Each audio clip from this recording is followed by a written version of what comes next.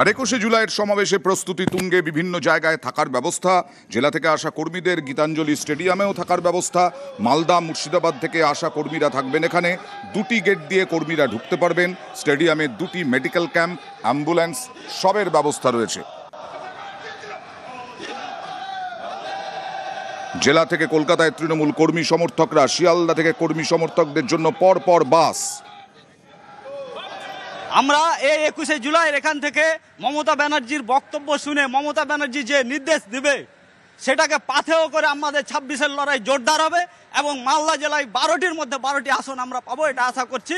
মমতা ব্যানার্জি যে সামনের দিনে, এই তো 2026-এ নির্বাচন আছে, সেই নির্বাচনে আমাদেরকে কি বক্তব্য রাখছেন, কি নির্দেশ দিচ্ছেন, সেই নির্দেশকে পালন করার জন্য আমাদের তৃণমূল কংগ্রেসের কর্মীরা সবাই হাজির হচ্ছে। মাঝার একটা দিন রবিবার রাত পোহালেই 21শে জুলাই শহীদ তর্পণ দিবস। আর সেই শহীদ দিবসে ইতিমধ্যেই কলকাতায় এসে উপস্থিত হয়েছেন জেলায় জেলায় বিভিন্ন কর্মী সমর্থকেরা, তৃণমূল কংগ্রেস কর্মী সমর্থকেরা, মালদার কর্মী সমর্থকেরা গীতাঞ্জলি স্টেডিয়ামে এই মুহূর্তে তারা উত্তেজনায় ফুটছেন। কারণ মমতা বন্দ্যোপাধ্যায় তিনি কি বক্তব্য রাখেন 21শে জুলাই 26-এ নির্বাচন, আর ঠিক তার আগেই এই 21শে জুলাই মালদা আর মুর্শিদাবাদ এই 2 জেলা সহ দক্ষিণবঙ্গের আরও কিছু জেলা থেকে এই গীতাঞ্জলি স্টেডিয়ামে তাদের থাকার ব্যবস্থা করা হয়েছে। সুন্দর হ্যাঙ্গারের ভেতরে তাদের থাকার ব্যবস্থা করা হয়েছে এবং একই সঙ্গে মেডিকেল সহ অন্যান্য সুযোগ সুবিধাও রয়েছে এই গীতাঞ্জলি স্টেডিয়ামের ক্যাম্পে।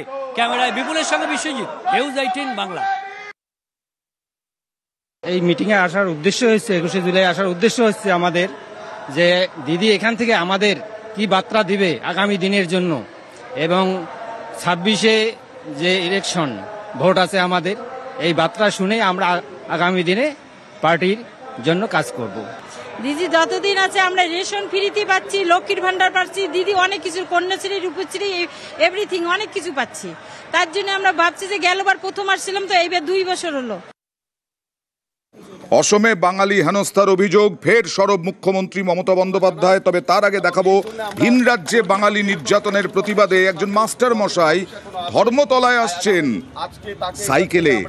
বাঁকুড়ার ইন্দপুর থেকে কলকাতার উদ্দেশ্যে রওনা, 251 কিলোমিটার সাইকেল চালিয়ে ধর্মতলার পথে অবসরপ্রাপ্ত শিক্ষক অসীম কুমার মারদানা। আমরা যে বাঙালি পরিযায়ী শ্রমিক বিভিন্ন রাজ্যে আছে, সেই রাজ্যে বাংলাদেশি তকমা দিয়ে তাদের দিকে ধরে রাখা হচ্ছে এবং বাংলাদেশে প্রচার করা হচ্ছে। তাদের যথেষ্ট পরিমাণ সচিত্র পরিচয়পত্র বাঙালি হিসাবে আছে, ভোটার কার্ড আছে, রেশন কার্ড আছে, আধার কার্ড আছে। তা সত্ত্বেও ওই রাজ্যগুলো, বিজেপির শাসিত রাজ্যগুলো যেতে যেতে আমি প্রচার করব যাতে বাঙালিদের আগামী দিনে যাতে এইভাবে হেনস্থা না করা হয়, তার প্রতিবাদে আমি সাইকেল মিছিল করে ধর্মতলা যাচ্ছি।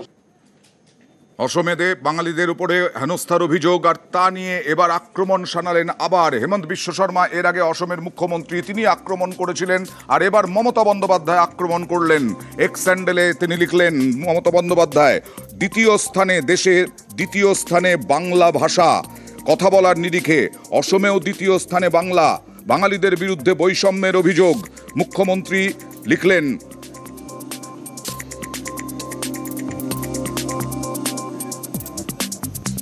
বাঙালিদের বিরুদ্ধে বৈষম্যের অভিযোগ নিয়ে আক্রমণ করলেন। হেমন্ত বিশ্ব শর্মার সিএএ চ্যালেঞ্জের পাল্টা বিভাজনের রাজনীতির অভিযোগ মমতা বন্দ্যোপাধ্যায়ের। বাঙালিদের বিরুদ্ধে বৈষম্যের অভিযোগ অসম সরকারকে নিশানা মুখ্যমন্ত্রীর আক্রমণের পরেই আবার জবাব দিয়েছেন অসমের মুখ্যমন্ত্রী।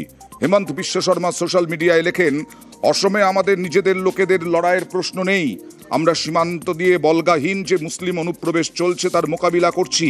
এই অনুপ্রবেশ রাজ্যে ইতিমধ্যেই একটা বিরাট পরিবর্তন ঘটিয়ে দিয়েছে। অসমের বিভিন্ন জেলায় হিন্দুরা নিজ ভূমে সংখ্যালঘু হয়ে পড়েছে। এটা কোনো রাজনৈতিক বক্তব্য নয়, এটা বাস্তব। এরই পাল্টা আক্রমণে মন্ত্রী শশী পাঁজা। হেমন্ত বিশ্ব শর্মা, আপনি নিশ্চয় মুখ্যমন্ত্রী, কিন্তু আসামের মুখ্যমন্ত্রী, একটু দায়িত্ব সহকারে আসামের ব্যাপারগুলো দেখুন। হঠাৎ আপনাকে কে দায়িত্ব দিয়েছে যে আপনারা পশ্চিম বাংলা নিয়ে এই কথাগুলো বলছেন? সিএ এনআরসি ব্যাকডোর দিয়ে ঢোকানোর চেষ্টা, বাংলা ভাষার উপরে আক্রমণ, পরিযায়ী শ্রমিকদের কিভাবে তাদেরকে বাংলাদেশে ঠেলে দেওয়া হয়েছে, কিন্তু তারা প্রকৃত নাগরিক এখানে। এটা তাহলে কি আমরা বুঝে নেব যে হেমন্ত বাবু আপনার আসামে যদি এই ঘটনাটা হয় তাহলে আপনি প্রতিবাদ জানাবেন না, তাই কি বুঝতে হবে? আবার চেন্নাইতেও বাংলা ভাষা বলাতেই মারধরের অভিযোগ, গুরুতর আহত বেশ কয়েকজন। তাদের মুর্শিদাবাদের বাসিন্দা। তারা মুর্শিদাবাদ থেকে চেন্নাইতে গিয়েছিলেন কাজ করতে, আর সেখানেই অভিযোগ উঠছে যে চেন্নাইয়ে বাঙালি শ্রমিকদের ওপরে হামলার অভিযোগ, মারধরের অভিযোগ। কাজের সন্ধানে গিয়েছিলেন মুর্শিদাবাদের 12 শ্রমিক, গুরুতর জখম 4 জন। লালবাগ ফিরে এসেছেন, লালবাগ মহকুমা হাসপাতালে ভর্তি। রানীতলা ও মুর্শিদাবাদ থানায় লিখিত অভিযোগ। চেন্নাই কাজে গেছিলেন 1 মাস আগে, কাজ করতে সন্ধ্যাবেলায় হঠাৎ 10-15 জন এসে আমাদেরকে শুধু যে বাঙালি মুসলিম বলে আমাদেরকে কিছু বলা নাই, কিছু নাই, মেরে দিল। ইট চালাচালি। আমার বড় ভাই আছে, বড় ভাইয়ের চোখ খামকে দিয়েছে, এখন হসপিটালে ভর্তি আছে। কোন হসপিটাল? মুর্শিদাবাদ লালবাগ হসপিটালে। আমার হাত ভেঙে দিয়েছে ইট চালিয়ে। অন্যদিকে হরিয়ানাতেও বাঙালিদের হেনস্থা। বাংলায় মোদির সভার পরেই ফের সরব তৃণমূল। এবার হরিয়ানায় বাংলার বাসিন্দাদের হেনস্থার অভিযোগ, চাপড়ার বাসিন্দাদের আটকে রাখার অভিযোগ, বৈধ নথি থাকা সত্ত্বেও হয়রানির অভিযোগ তৃণমূলের। সোশ্যাল মিডিয়ায় ভিডিও পোস্ট করে সরব টিএমসি। 26-এর ভোটে মানুষের জবাব দেবে বলে হুঁশিয়ারি।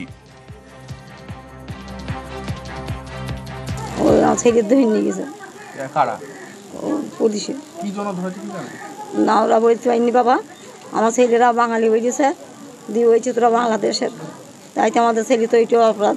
দিয়ে বলছে এই অমুক নাকি তমুক নাই, কাগজ নাকি নাই, তাই নাই কই দিলাম, থানা মানা করি আমার ছেলেটা দিল, তাও ছাড়ছে না। ভিন রাজ্যে বাংলা কথা বলায় আবার বাংলাদেশি তকমা। বাংলাদেশি সন্দেহে ধৃতের বাড়িতে তৃণমূল সাংসদ, তাদেরকে ছেড়ে দেওয়া হয়েছে, কিন্তু তারপরে তারা এসে আতঙ্কিত।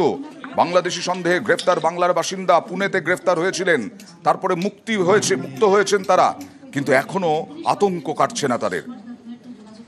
কথা বলে যেটা বুঝতে পারলাম যে তাকে মানে বাংলাদেশি হিসেবে তাকে ধরে নিয়ে তাকে অ্যারেস্ট করেছে, একদম 1 রাত রেখেছে। রাখার পরে তার ডকুমেন্ট সব দেখার পরে যাই হোক তাকে ছেড়েছে, কিন্তু তার মা বাবার সঙ্গে তার মোবাইল দিয়ে সে কিন্তু কথা বলতে পারছে না। ভীষণ চাপ দিচ্ছে যে বাইরে কের সঙ্গে কোনো কথা বলা যাবে না, কেননা মহারাষ্ট্র তো বিজেপির সরকার, সেখানে বিজেপির থেকে এই কাজ করছে। তার সঙ্গে আমি মনে করি সেন্ট্রাল ফোর্সও আছে। কথা বলে যেটা জানতে পারলাম, আমার মনে হচ্ছে যে তাদের একটা বিরাটভাবে প্রেশার ক্রিয়েট করা হচ্ছে। বাংলায় কথা বললেই একটাই হচ্ছে কথা, বাংলাদেশি। আর 21শে জুলাইয়ের সমাবেশে প্রস্তুতি তুঙ্গে। বিভিন্ন জায়গায় থাকার ব্যবস্থা, জেলা থেকে আসা কর্মীদের গীতাঞ্জলি স্টেডিয়ামেও থাকার ব্যবস্থা। মালদা মুর্শিদাবাদ থেকে আসা কর্মীরা থাকবেন এখানে। 2টি গেট দিয়ে কর্মীরা ঢুকতে পারবেন। স্টেডিয়ামে 2টি মেডিকেল ক্যাম্প, অ্যাম্বুলেন্স সবের ব্যবস্থা রয়েছে। জেলা থেকে কলকাতায় তৃণমূল কর্মী সমর্থকরা, শিয়ালদা থেকে কর্মী সমর্থকদের জন্য পরপর বাস। আমরা এই 21শে জুলাইয়ের এখান থেকে মমতা ব্যানার্জির বক্তব্য শুনে মমতা ব্যানার্জি যে নির্দেশ দিবে সেটাকে পাথেয় করে আমাদের 26-এর লড়াই জোরদার হবে, এবং মালদা জেলায় 12টির মধ্যে 12টি আসন আমরা পাবো, এটা আশা করছি। মমতা ব্যানার্জি যে সামনের দিনে এই তো 2026-এ নির্বাচন আছে, সেই নির্বাচনে আমাদেরকে কি বক্তব্য রাখছেন, কি নির্দেশ দিচ্ছেন, সেই নির্দেশকে পালন করার জন্য আমাদের তৃণমূল কংগ্রেসের কর্মীরা সবাই হাজির হচ্ছে। মাঝে আর একটা দিন, রবিবার রাত পোহালেই 21শে জুলাই শহীদ তর্পণ দিবস। আর সেই শহীদ দিবসে ইতিমধ্যেই কলকাতায় এসে উপস্থিত হয়েছেন জেলায় জেলায় বিভিন্ন কর্মী সমর্থকেরা, তৃণমূল কংগ্রেস কর্মী সমর্থকরা, মালদার কর্মী সমর্থকেরা। গীতাঞ্জলি স্টেডিয়ামে এই মুহূর্তে তারা উত্তেজনায় ফুটছেন, কারণ মমতা বন্দ্যোপাধ্যায় তিনি কি বক্তব্য রাখেন 21শে জুলাই 26-এ নির্বাচন, আর ঠিক তার আগেই এই 21শে জুলাই মালদা আর মুর্শিদাবাদ এই 2 জেলা সহ দক্ষিণবঙ্গের আরও কিছু জেলা থেকে এই গীতাঞ্জলি স্টেডিয়ামে তাদের থাকার ব্যবস্থা করা হয়েছে।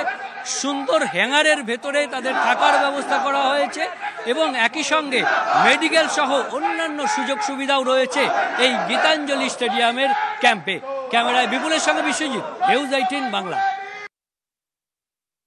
এই মিটিংয়ে আসার উদ্দেশ্য হচ্ছে, 21শে জুলাই আসার উদ্দেশ্য হচ্ছে আমাদের যে দিদি এখান থেকে আমাদের কি বার্তা দিবে আগামী দিনের জন্য, এবং 26-এ যে ইলেকশন ভোট আছে আমাদের, এই বার্তা শুনে আমরা আগামী দিনে পার্টির জন্য কাজ করব।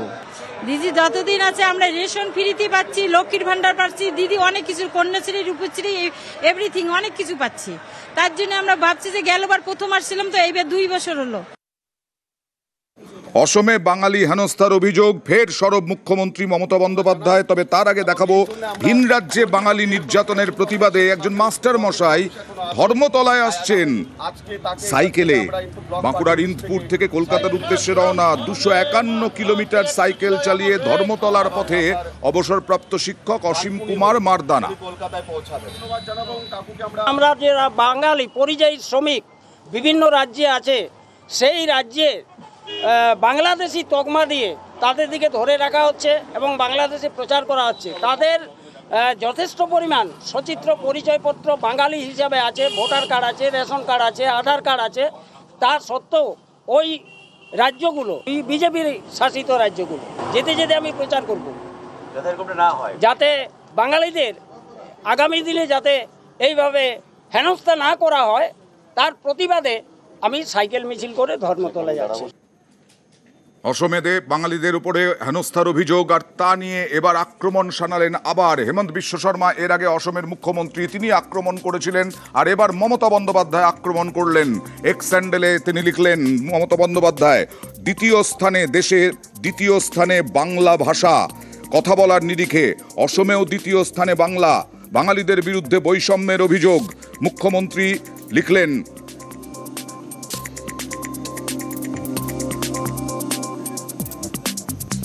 বাঙালিদের বিরুদ্ধে বৈষম্যের অভিযোগ নিয়ে আক্রমণ করলেন।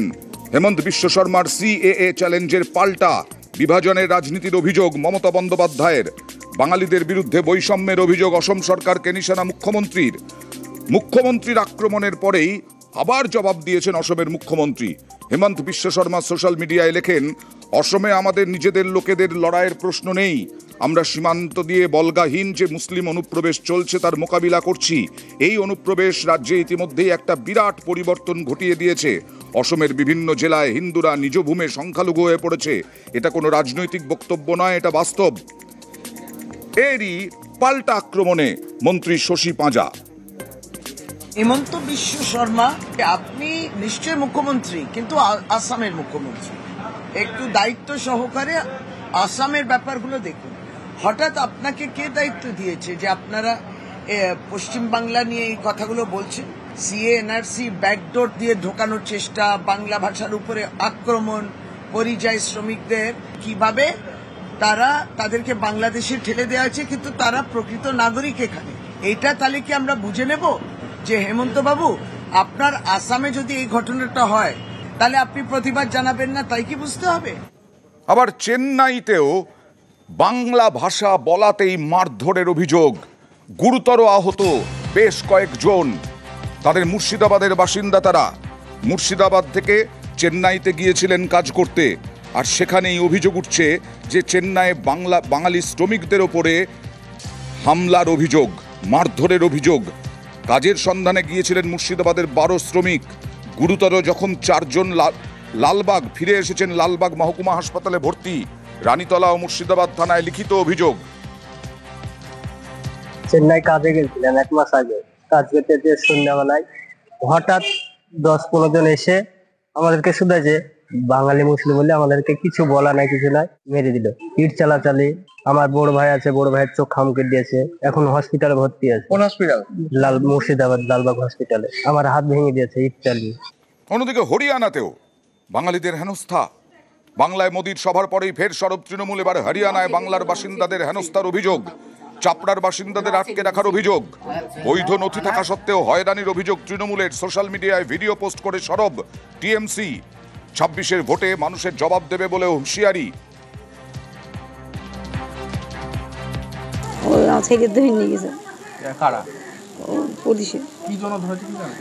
না ওরা বলতে পারিনি বাবা, আমার ছেলেরা বাঙালি হয়ে গেছে, দিয়ে হয়েছে তোরা বাংলাদেশের, তাই তো আমাদের ছেলে তো এইটাও অপরাধ।